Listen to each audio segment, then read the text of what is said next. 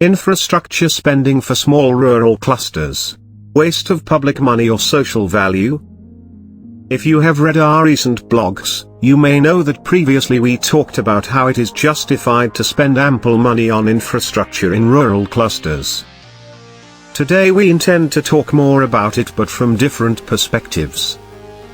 By seeing the role of rural clusters in driving rural development, we presented the view that it is justified to outlay money on infrastructure in rural clusters. However, there are other perspectives too regarding rural development and infrastructure spending.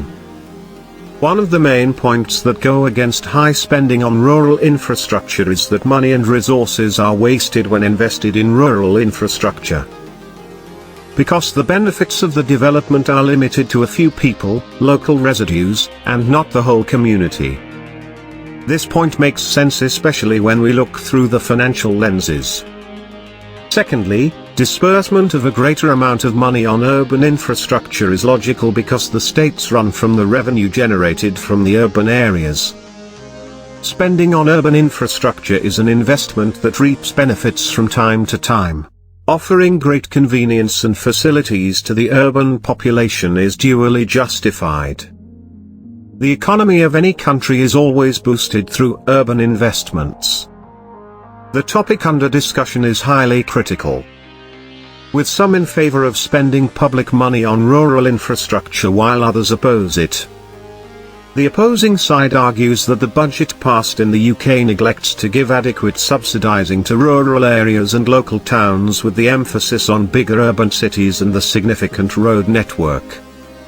For instance, in 2018, Duncan Dollymore, Cycling UK's head of campaigns, criticised the budget and expressed his concerns about large spending on highways and motorways, which constitute only 2% of the roads network in the UK.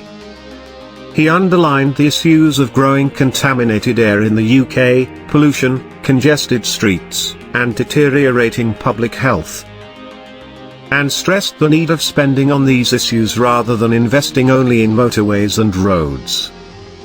He argued that spending on motorways cannot solve the problems of local residues travelling on local roads. According to economic research, government spending per individual on public infrastructure is 44% higher for metropolitan regions than it is for rural regions that incorporate no significant urban communities. It has been widely discussed how rural localities have been suffering from the discriminatory government structure for assigning public funds. Now we will see the topic under discussion from a different lens to understand all parts of this arguable issue. If we look at the rural side, we understand that rural localities are on the verge of collapse, for quite a long time, confronting lacking interest in fundamental public administrations like transportation, reasonable housing, and measures focused on financial development.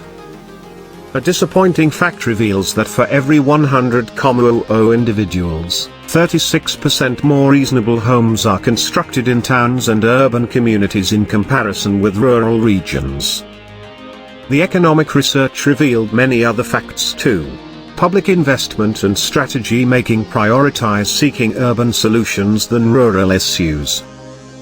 The perspectives and requirements of rural localities are neglected because of urban prejudiced decision-making. This again connects with our first point, which supported high spending on urban infrastructure, prioritizing urban development as it reaps benefits.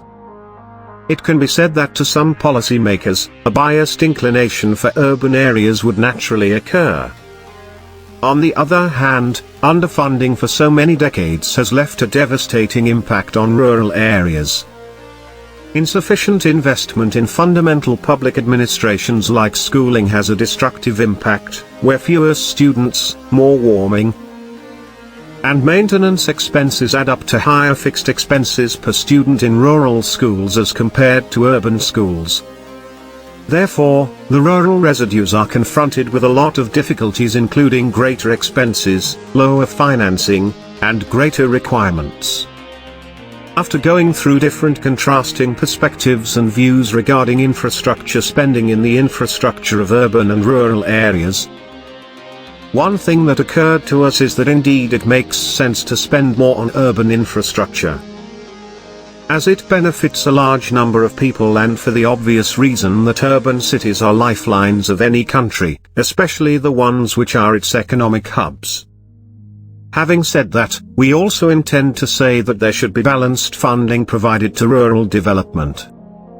Understandably, it can be less than urban areas, as urban areas are densely populated as compared to rural areas. But rural communities should not be left alone to survive in poor conditions. We are living in 2021, and despite getting involved in urban and rural biased perspectives issues, one common smart solution can be devised with the latest technology.